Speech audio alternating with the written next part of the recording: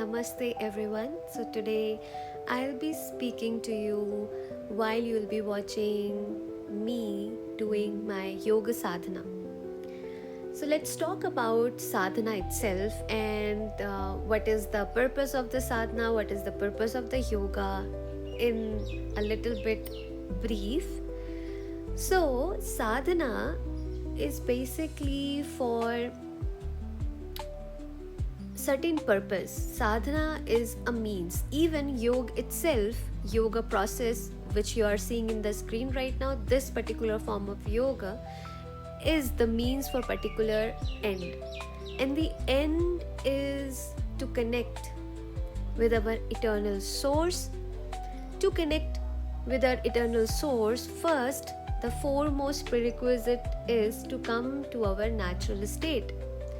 Now, interestingly, we think that natural state is something natural to all of us. But our Shastra says, our Rishi says that unfortunately that is not the case. We are very far away from our natural state. And here comes the intention behind doing yogasana practices to really bring equilibrium between the body, mind, emotion and breath.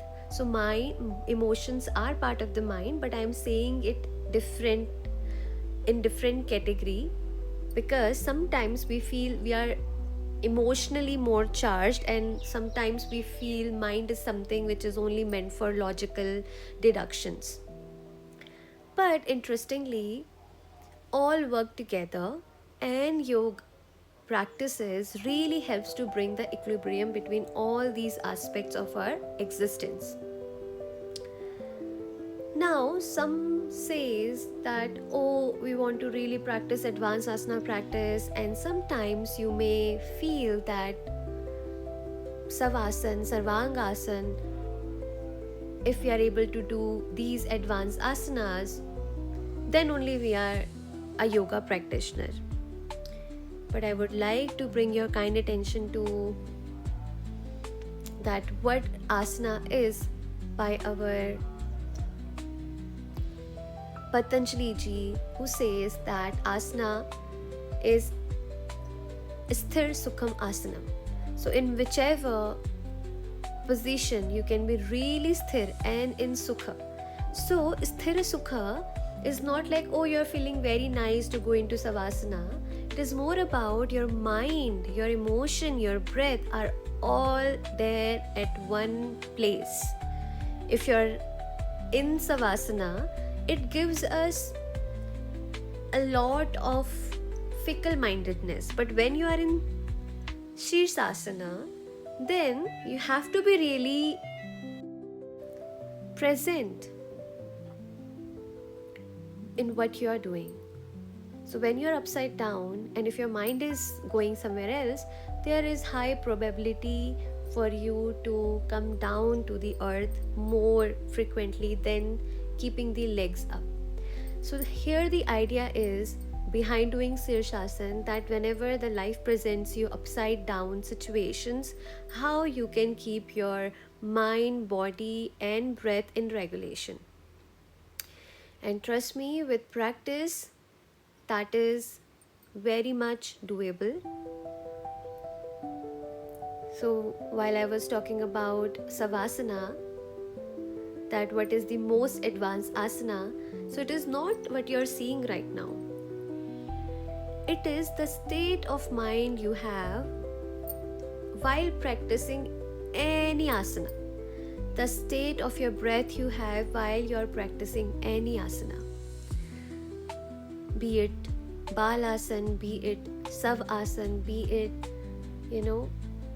any asana which you really like, maybe Chakrasana for some, but the whole idea is to be connected to your natural state, to your Sahaj Sthiti. And to now, coming to the end of our little sharing, I hope you got the gist of that why we are practicing yoga, asanas, why we are choosing particular sadhana. But one may ask, what is this eternal source? So, my dear listener, I'm very, very sure that I don't have to really elaborate on what eternal source is here, because we all are aware what our eternal source is. It is within us, around us, we are living in it, we are breathing it. All what is happening, it is through the eternal source. All what is coming into our understanding, it is because of our eternal source.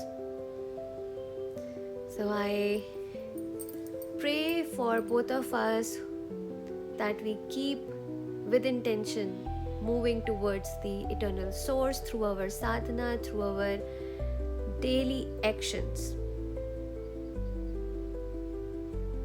Thank you for being here. Thank you for listening to me if you have come this far to the end of the video. I wish you well. Namaste.